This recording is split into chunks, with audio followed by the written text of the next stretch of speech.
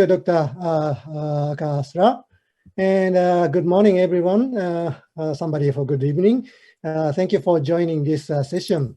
My name is Makoto Taniguchi from the Research Institute for Humanity and Nature, Kyoto, Japan. And I will be chair of this session from now. Okay, so this session, the title is Sustainable Groundwater Management toward the SDGs. So we particularly focus on the groundwater part of the water, but also that related to the sustainable development goals. So today we have 4 speakers and also panelists, and we plan to have a 30 minutes general discussion after 4 presentation.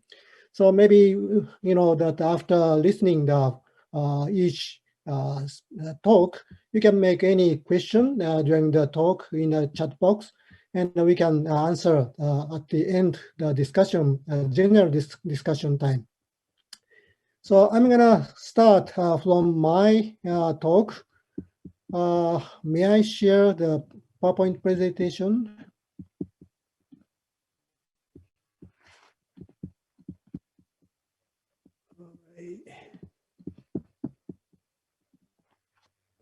Right, so I hope you can see my PowerPoint. So now session title is the Sustainable Groundwater Management toward the SDGs. And I'm gonna talk the global and also local groundwater issue related to the SDGs. So this is how we have a historical change related to the groundwater and industrialization in Asia. You can see that the y-axis real GDP share in the world, and since 17th centuries up to now, in a pre-industrialization period, the real GDP share is highest in Asia. But during the industrialization, that Europe and the US increased, and after 1950, after World War II, Asian ratio increased again. So you can see the shift of the economic driver. And before pre-industrialization period, large population support in monsoon Asia can make this kind of the high share of the GDP in Asia.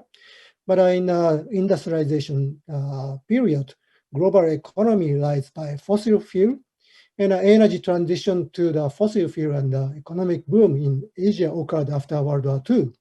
So combining the fossil fuel and the abundant water, including the groundwater in Asia, created a huge economic development and environmental problem, such as land subsidies and also groundwater contamination and so on.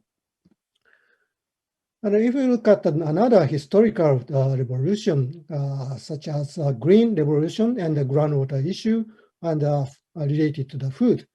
As you know, the Haber-Bosch method can make artificial chemical fertilizer, then we could increase the food production. Then we can reduce the poverty. On the other hand, we need a lot of water for food production. So you can see that the left figure, how much increase of the groundwater irrigation for food production during the Anthropocene. You can see the increase of the percentage of the area irrigated with groundwater to total increase rapidly after 1950, particularly in the US or India. So increase in the groundwater consumption for irrigation in Anthropocene was found. Then the middle figure shows how much virtual groundwater flow through global food trade during the among the continental scale.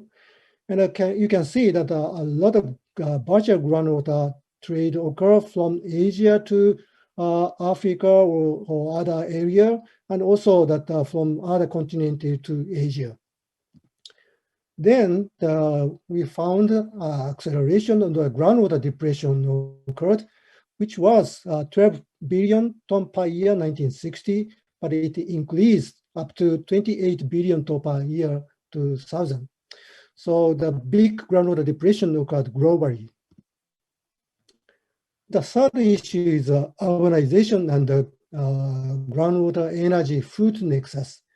As you know, that world population increase, more than 7 billion now, but will be more than 9 billion up to 2050. And also that urbanization increase, it was 30% at 1950, but it will be 68% at 2050. So this is another third issue of the groundwater and other environmental issue. Then we conduct that groundwater food energy nexus project under the Belmont Forum framework, and intelligent urban metabolic system for green cities of tomorrow. This is the title of our project. And we invited not only Japan, but also Taiwan, US, and Brazil to compare that urban water energy food nexus. There are several scenarios we have developed, including that food policy. And when we increase the food sufficiency ratio, how much the water and energy change for that. And also we concerned about the climate change scenario, and we conduct the 8 GCM model, and we predict how much the nexus change. And we also think about the disconnection of the groundwater management and other resources management among the different sector and institution. There are many disconnection, such as conservation versus development, and consumption versus production, and also the disconnection of the resources management, such as water, energy, food. So if we have a newcomers, such as water spring power generation or the micro hydropower, we have to think about which ministry have to take care, water or energy or food. And also global versus national versus local municipal management, also another disconnection of the governance.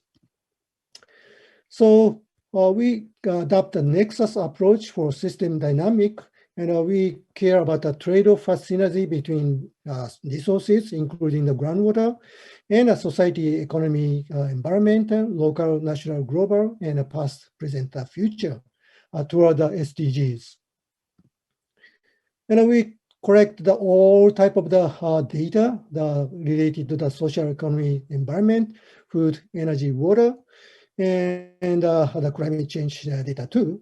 And then we made the indices, how much the indices related to the SDGs.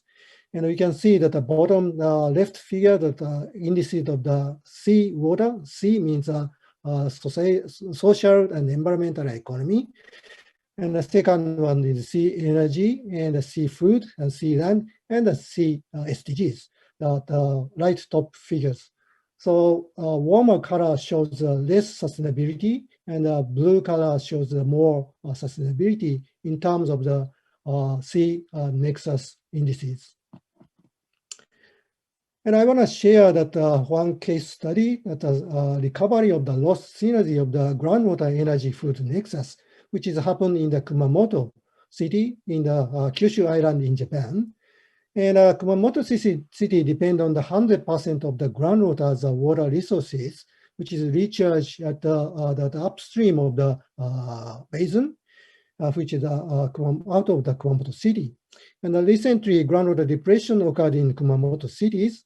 And then we conducted the research, and we found that the increase in impermeable area in the upper stream of the basin, and also government policy change due to the decrease of the rice production.